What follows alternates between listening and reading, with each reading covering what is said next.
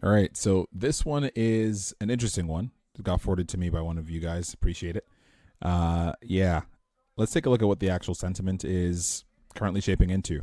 Got a lot of teachable moments from the protectors of the realm, the very seemingly avid supporters of the Liberal Party, in the comments showing me the way. Glad we got the conversation going. Now let's take a look at what somebody else is saying, Mr. O'Leary. Here's what he told reporters on January 16th. Well, that's okay. That's what he should be doing. I mean, it's a good thing for him to sign a trade deal. If you can get a deal with China. I think they're just essentially just giving some background here. Or Milton Rockwell, the star of Marty Supreme, is here. I can't wait to ask you about that role you just played. Kevin, which President Trump do you think is right? Hold on a second. I got some background noise here. Got to pause. Formula One. Okay, go ahead. Gonna slap 100. Let's back this up. Or Milton Rockwell, the star of Marty Supreme, is here. I can't wait to ask you about that role you just played. Kevin, which President Trump do you think is right? The one where he said that Canada did a good thing by signing a deal with China, or the President Trump who's clearly infuriated by it now and says he's going to slap 100% tariffs on Canada? Ooh. To understand exactly where we are at this moment, you have to go back about 12 months and understand what occurred. Been a very short period of time. Let's go back to the pre-inauguration days, the dinners that Trump was having in Mar-a-Lago. Back then, it was Trudeau, the idiot king, along with a woman named Christina Freeland, who Trump did not like from his first administration. That's when the barbs about buying Canada started. However, the idiot king was kicked out by his own parliament, and the new prime minister, Carney, that we're talking about, fired Freeland, which was a great signal to the administration in Washington. Really good outcome. Interesting. Now the tiff begins. But Liz, I'm a numbers guy, and so are you, numbers woman. You look at the data. So let's look at the data in the last 11 months since Carney came in and this tiff started with Trump. Here's the data. The entire index of Canada, the stock market itself, went up 34% after 10 years of economic coma with the idiot king. Just in the last 11 months, while this tiff was going on with Trump and with Carney, the Canadian dollar rose an additional 5.4%. Now, the S&P, I invest in both. He says the Canadian dollar rose, but that's in relativity. So if you're talking compared to the U.S. dollar, the strength of the U.S. dollar has, by the look of gold today, it has obviously declined. So it's all relative terms that we're talking about here. Is only up 14%. You've made 40% going long for one reason. You've made 40% in Canada because the whole world believes it's a giant negotiation. Everybody knows Trump is a transaction. Kuzma is getting renegotiated this summer, by the way. The trade agreement between Mexico, Canada, and the States is getting renegotiated in a few months.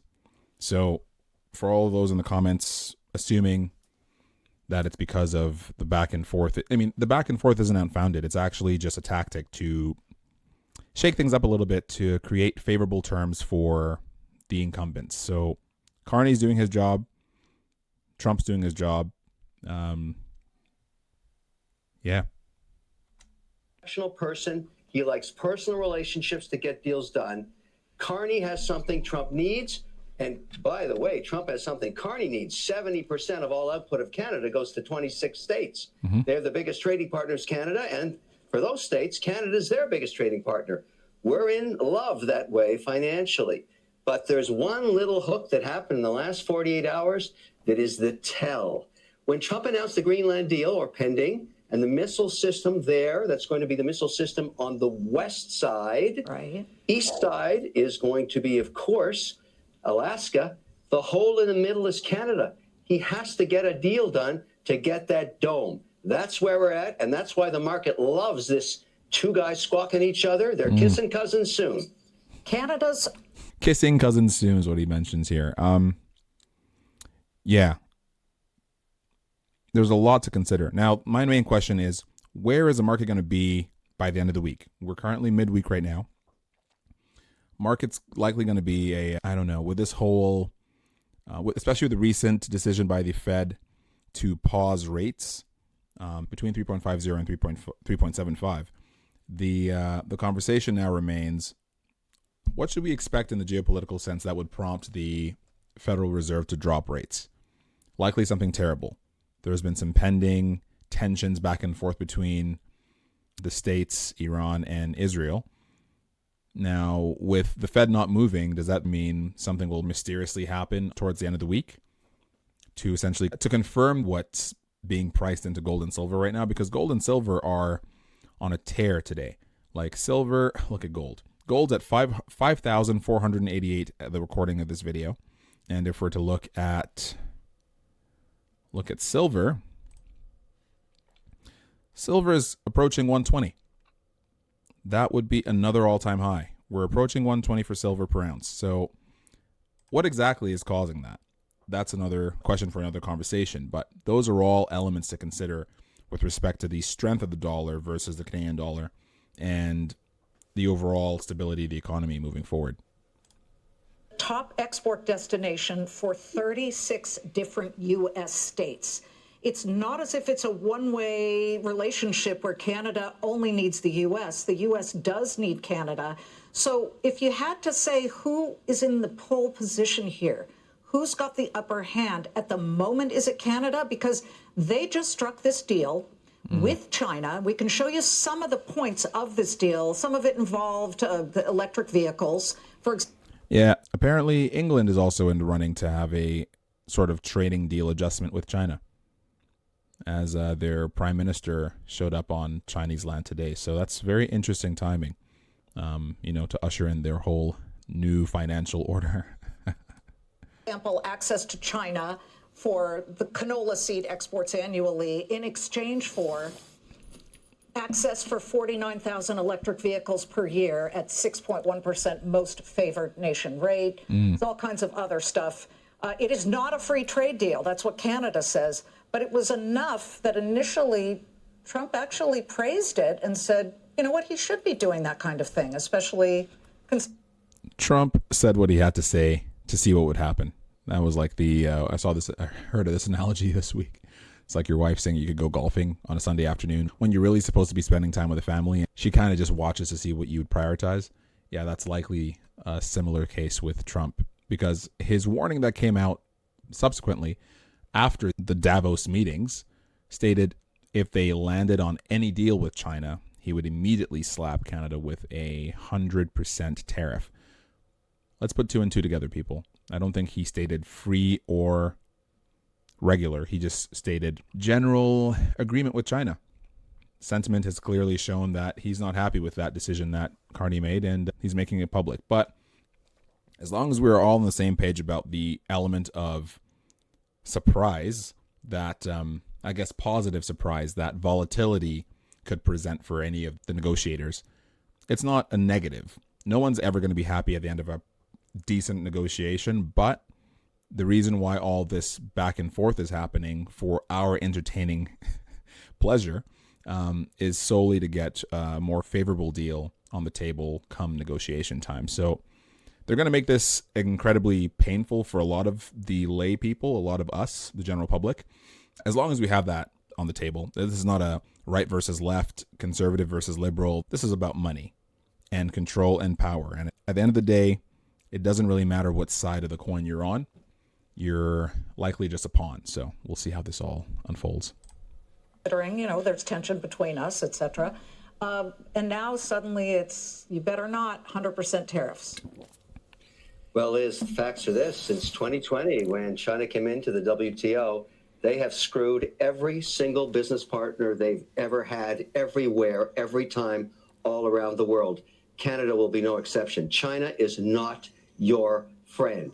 China is the economic and military and AI enemy to both Canada and the United States. That's the truth.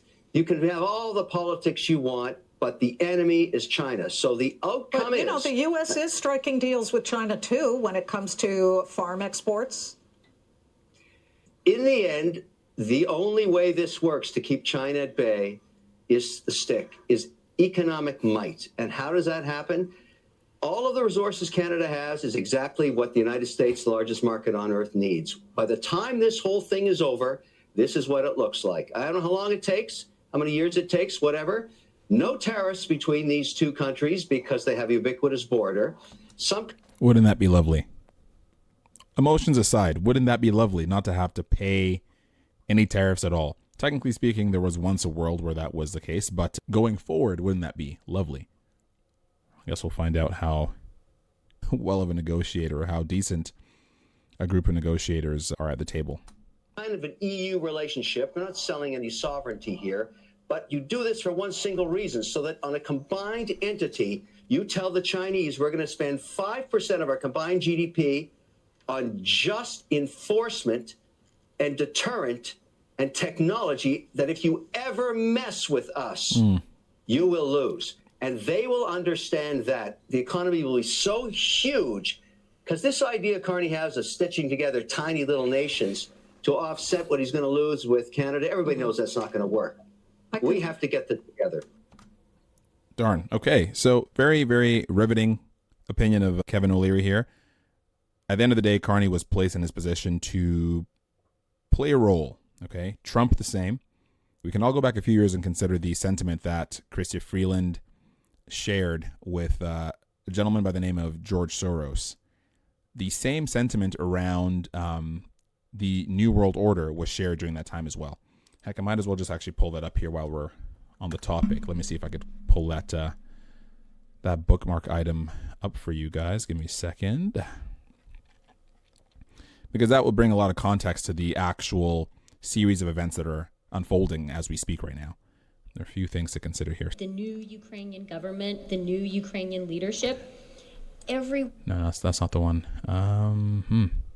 Did I see it before or after that video? Give me a second. I'll pull it up. We're on the topic now. I'm going to make sure I hit it with a... I'm going to make sure that I cherry top this entire video. It's a good cake topper. Okay, so Chrystia Freeland shared the same sentiment that Mark Carney shared about a week and a half ago around the New World Order, which has everything to do with the way of doing things. Let's not make it any more dystopian than it needs to sound. It's a way of doing things. Right now, the pecking order is the United States makes the rules, everybody follows it. And you have a lot of countries that would benefit, or at least on paper, would benefit from globalization, which is more of that medley salad analogy that I spoke of earlier this week. If you're talking about someone, according to this video, apparently Chrystia Freeland's son, his godfather is Mark Carney. Very fitting. He's playing the godfather role very well. This is the kind of sentiment that was shared years ago on Financial Times. I'm sure one of you can pull that up at some point, but this is what I was able to at least bookmark this week. Let's check it out. what sort of a financial deal should Obama be seeking to strike when he travels to China next month? No, I think this would be the time, because you really need to bring China into the creation of a new world order, financial world order. So he knows the kind of pushback he'd be getting if he made such a statement, because New World Order has again been linked to everything negative. The element of control, kind of a choiceless society where you just have to go about your life in a very orderly manner. It's very strange way of doing things, or a strange concept, especially given the democratic structure that the world follows right now. So New World Order actually models a lot of what China has been governed by. Surveillance, everybody saying the right thing, following a certain step, and maintaining a level of order that doesn't interfere with the powers that create those rules. But as long as it doesn't interfere with the order of things, and everybody stays in line, doesn't say the wrong thing, doesn't do the wrong thing, then you're welcome to participate in the New World Order. Otherwise, you are probably unbanked. Your credit score is probably in the dumps. Your social credit score is probably going to be in jeopardy. These are all elements of the order that they spoke of at that time. George Soros here looks a little much younger than he looks now. So does Chrystia. But at the end of the day, that's the sentiment, and we're talking about the same two countries. Chrystia, I think she represented Canada in some capacity. They were talking about China and Canada. So let's just hear what else he has to say here. I'll back it up a few seconds. I think you need world order, financial world order. So I think you need financial world order, a new world order that China has to be part of the process of creating it, and they have to buy in, they have to own it. And I think this would be a more stable one where you would have a coordinated policies. Given this continued weakness in the U.S. economy, are people right to start to be concerned about the dollar? An orderly decline of the dollar is actually desirable. A decline in the value of the dollar is necessary in order to compensate for the fact that the U.S. economy will remain rather weak. China will emerge as the motor replacing the U.S. consumer. Are you listening to that? So they are banking on the fact that the US dollar would be weak to create a sort of level playing field. And in its replacement, the American consumer will be replaced by the Chinese consumer. And one can assume the rest of the world would follow accordingly. Probably a lot of the emerging economies would also follow suit. There will be an equalization exercise. And pretty much everything since 2008 has been an equalization exercise, just to essentially go back to that same saying, leveling of the playing field. So if we're hearing this between the years of 2009 and 2017, when Obama was the president of the United States, Soros is sharing what the end game is here. Okay. This is not me saying anything. This is him. So let me just back it up a little bit on this one, and then we'll play it again. So there would be a slow decline in the value of the dollar, a managed decline. A managed decline. As long as we're on the same page here, nothing that we're actually witnessing right now is by accident. So I hope you guys enjoyed this version of our expansion on the idea of the whole Canada and China relationship. Obviously, in relation to the American dynamic of Trump's sentiment that seems to get a lot of people emotional about his way of governing.